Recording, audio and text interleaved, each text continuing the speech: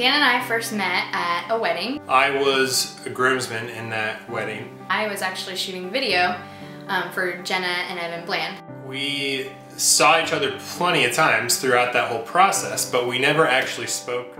And I thought, like, that guy's pretty cute, I wonder what he's like. And then towards the end of the night at the reception, I thought he was even more attractive because he was just having a lot of fun with his friends and on the dance floor pretty much the whole time and singing along to all the songs. And so she was just a lot of fun on the dance floor. She wasn't reserved, and that was the type of girl that I was looking for to kind of balance out the reserved side of me. I was obviously had eyes on her the whole night, and there was one picture that she just showed me not too long ago, and everyone's looking at the camera of the picture, and I'm looking straight at her with the video camera. I was like, I swear he's looking right at me. We both worked at Culver's. I was trained at his store when I started working there, and I definitely remember Evan, and I remember him hanging out with another tall, skinny, blonde guy. This is what, 2003 or so? Yeah. And so I'm like, I think that we probably worked together a few times, even though I don't really remember you. Yeah, I don't think we did. I think we did. So at the end of the night, I grabbed a program and looked him up on Facebook and saw that he had worked at Culver's, and I was like, I'm gonna friend him, I don't care. I got this friend request on my phone, and it was Kate, and I was like, awesome. I was looking at her like the whole night. We didn't even talk. Within an hour, this was like 1 in the morning, he actually accepted the friend request, so I was pretty excited about that. And then the next day, as my friend Becky was leaving to go join the Coast Guard, and I'm like, so what do you think of this Dan Stouse guy?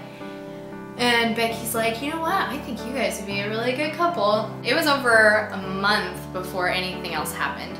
And at one point, like, there's just something about him that I knew I wanted to get to know him better.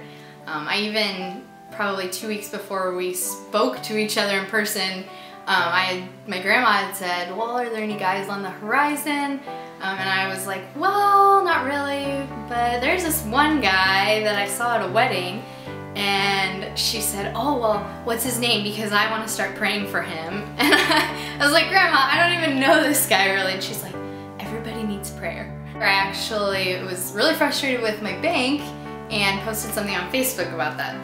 And so I was like, you should come into Union Bank. He gave me his hours, and so I was like, he's serious, I'm gonna go do this. I saw her come into the lobby, and I was like, holy crap, she's here. And he was just very cordial and nice the whole time. And so I was like, well, I think that was good, I don't really know. I thought, well, what if she's actually just in here to open a bank account? I didn't ask her out after she opened her account. And then about 4 hours later, I got an email from him asking if I wanted Kate or Catherine on my checks. My way of trying to stay professional but trying to say like, hey, I still kind of want something, was when I wrote my thank you card to her. And then a couple days later, I got a note in the mail from him, and it was obviously like a templated, printed thank you card, but then off to the side, he wrote, I hope this is the beginning of a great UBT-Kate relationship. Meaning banking relationship, but hopefully she'd realize I actually meant a friendship or maybe more. So I thought that is either one of three things. He either likes me and is insinuating he would like to try a relationship, he is just good at customer service, or he's saying you and your bank are gonna have a long relationship.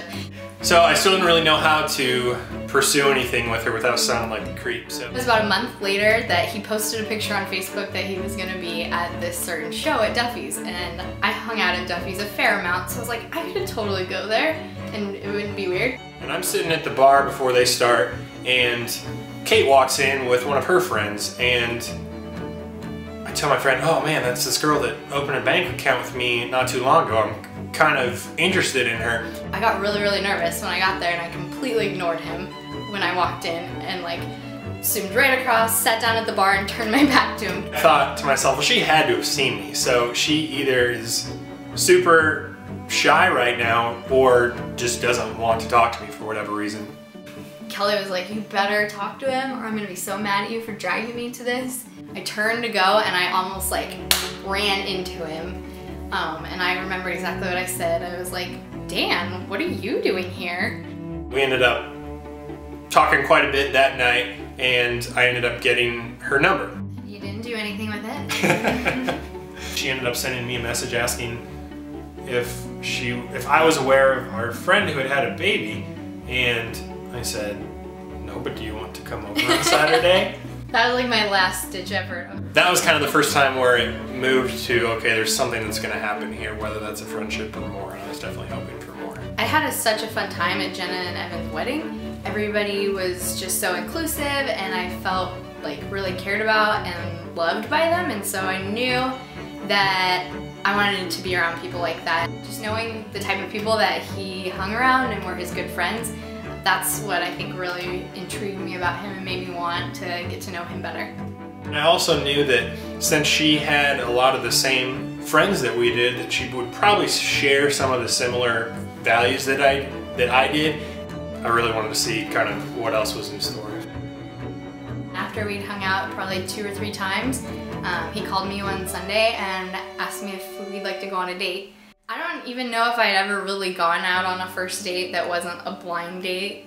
So that was like really nerve-wracking. I didn't know what to expect. He picked me up in my house and we went to the Stars game, and there was like 3 goals scored and we didn't see any of them because we were talking the whole time.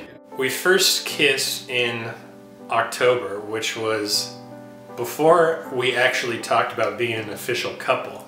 So I don't know how she felt about that, I guess. It was kind of getting to the point where I was like, when is he gonna kiss me? I was walking her out to her car, and then I moved in for the kiss.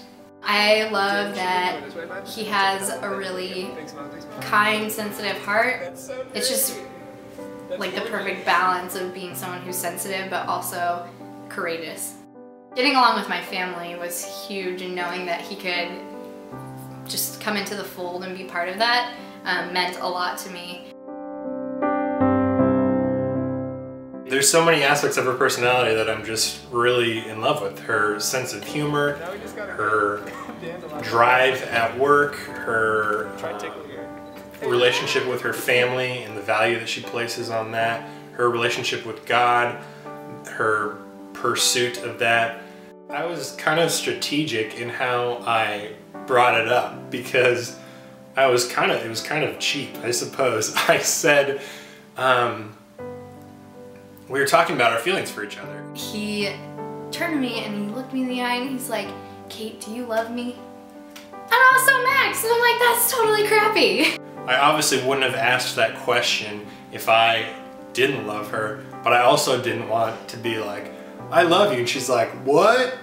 This is going too fast. I first knew that I wanted to marry Kate, I suppose, in March of last year, 2012. There was talk of her possibly moving out of town for another job.